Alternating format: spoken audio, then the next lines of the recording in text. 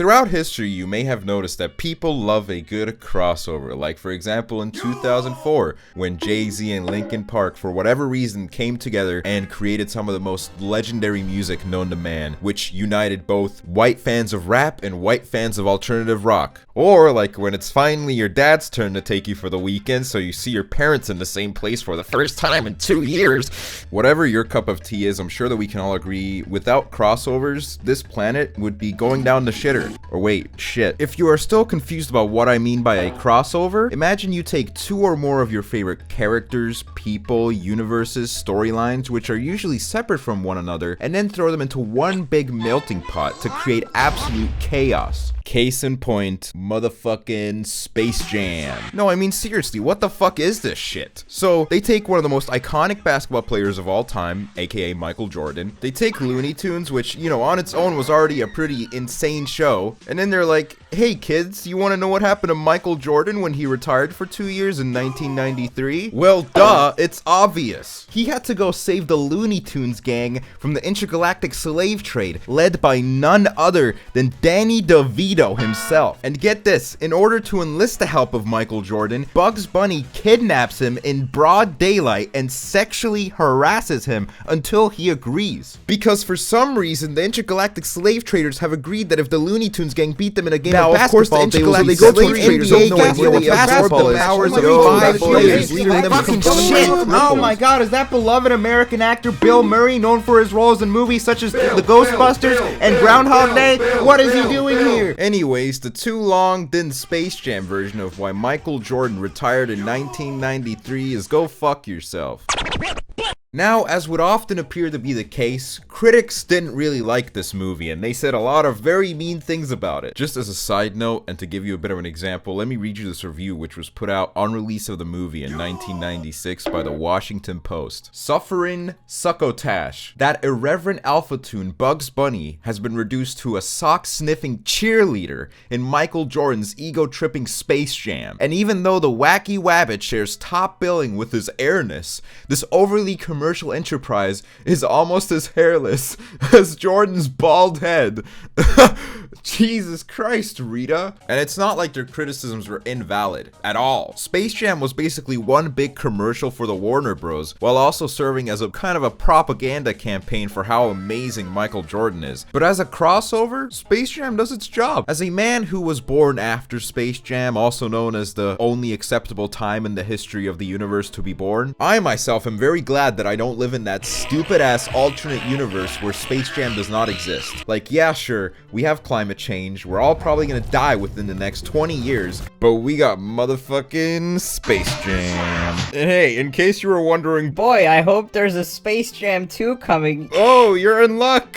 2021, starring LeBron James. Wait, why? We didn't ask for the first one. We're sure as hell not asking for a second one. Look, the longer that I talk about Space Jam, the more of my brain cells want to skedoodle out of my head, so let's just get this over with. In my opinion, a good crossover shows ambitiousness with the storylines that it's trying to bring together. And I'm sure that we can all agree Space Jam accomplishes this wonderfully. And if you disagree, then, yeah, I'm really sorry. Now, perhaps if Space Jam doesn't quite tickle your funny bone, maybe we should jump over to the cartoon aisle of things, or cartoonier aisle of things. More specifically, Cartoon Network. Now, if you don't know what Cartoon Network is, then what? It's in the name. Keep up, sweetie. You see, as a small boy, I was assigned one of the worst tortures known to man, and that is living in rural Estonia. I only had 2 options when it came to entertainment, one of which would be to talk to the village alcoholic who lives at the bus stop, or the other one would be to enjoy the magic of satellite television. That is, if it would work, because half the time it didn't fucking work. There would be a little gust of wind. Oh, there's a tree in the way. There's no fucking signal, god damn it. Nonetheless, when it did decide to work, we had channels such as Cartoon Network, Disney XD, Disney Channel, Nickelodeon, and even goddamn Jetix. But one of them stood out, and that was Cartoon Network, as the whole channel felt like one big crossover. Whether we're talking about storyline crossovers or the cute little cinematics that would appear during the commercial break, these little bumpers basically created this very warm and sweet illusion of all of the Cartoon Network universe characters living in the same city and constantly constantly running into each other while one of them maybe lost their keys. This gave Cartoon Network a sense of personality and immersion which I don't think their competitors had. There's this one specific example which I have in mind. Hold on, let me set the mood. One day, Johnny Bravo walks into a laundromat. To his surprise, he sees a shirtless Samurai Jack, and there is just so much sexual tension in the air. They quickly catch a glance at one another, accidentally locking eyes and then blushing awkwardly. The whole shit runs like the intro to an adult film. It's actually incredible. But Cartoon Network was not done there. They also provided us with a lot of crossovers in their shows.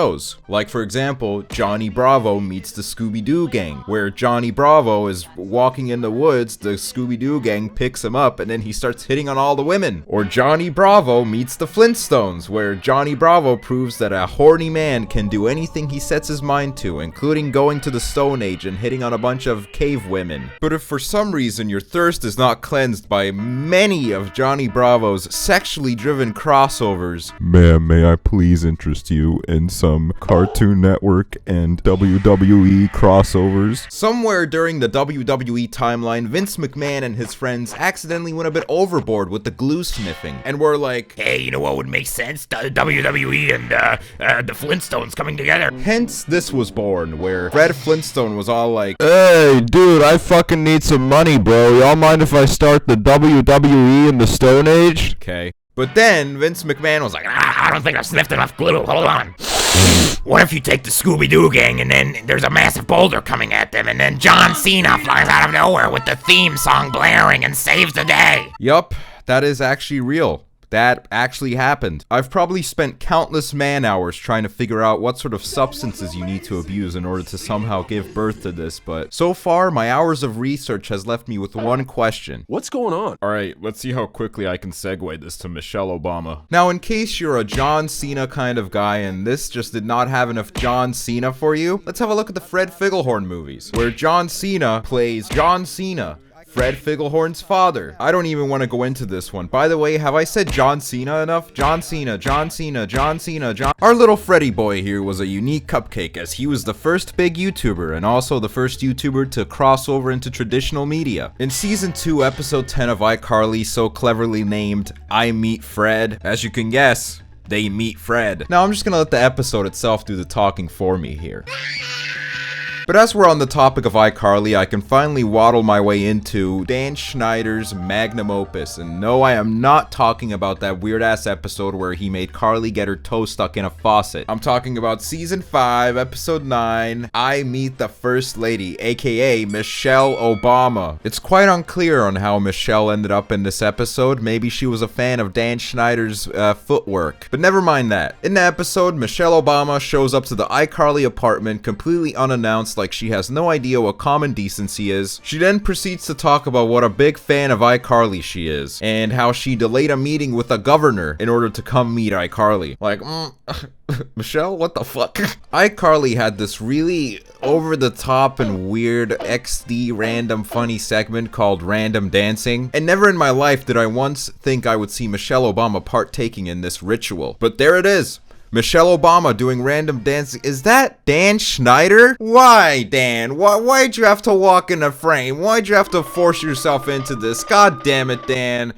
God fuck. Before I anger our corporate overlord, His Supreme Excellency, Mickey Mouse, let's talk about Disney Channel crossovers. If you are familiar with the Disney Channel, you know that it was a very bizarre place with some very wacky ideas. Like, for example, oh no, our famous show, That's So Raven, is ending. What will we do now? Hey, fuck it, dudes. Let's just take the brother, put him in the White House, call it Cory in the House. Or, oh no, we don't have any show ideas. Nah, screw that, man. Let's make a show called Dog with a Blog. It's a show about a dog that has a blog. Who reads the blog? I don't know. Is the blog in English? I don't care. And this crossed over, to their crossovers. The Disney Channel writers often found that a two-party crossover would not suffice, so they did a threesome. Hold on, is that okay to say? I'm talking Corey in the House, Hannah Montana, Sweet Life of Zack and Cody, or maybe Hannah Montana, Sweet Life with Zack and Cody, and That's So Raven. Oh wait, I mean That's So Sweet Life of Hannah Montana. Or wait! I know what you're thinking. This doesn't have enough wizards. Well, my friend, can I interest you in Wizards on Deck with Hannah Montana featuring Wizards of Waverly Place and now more alpha versions of Zack and Cody? You see, in the first one, their name game was not that strong, but you know, in the second and third one, they went in! Now, the third one specifically, the Wizards on Deck, blah blah blah, was very significant because it confirmed the existence of magic in the universe of Zack and Cody and Hannah Montana. That being said, I kinda watched these recently and I was not feeling it. I mean, why does everything that Disney does have to be so extra? The overacting, the canned laughter. I mean, on Nickelodeon, the canned laughter is like really subtle, like, hey, that was a funny joke. Because, you know, kids are stupid. You do have to remind them to laugh. But on Disney Channel, it's like, Laugh, you son of a bitch! That was a joke! and Hannah Montana is just like the worst fucking show on planet Earth. It's so stupid. How do you not know who's under that wig? How do you not recognize her? Why does Billy Ray Cyrus have to walk into every scene being like, oh, howdly doodly, bobbly doodly? And then what is with these transitions? I'm just sitting here, and these Hannah Montana transitions are all like, oh, yeah, yeah. Nah, man, I'm done. I'm out of here. I can't do it anymore. Also, let's put Dan Schneider in prison. You can't see me. My time is now. I can't see. My time is now. You can't see me. My time is now. You can't see me. I'm blind. I can't see. Your time is now. You can't see me. My time is now. You can't see me. My eyes are gone. You can't see me.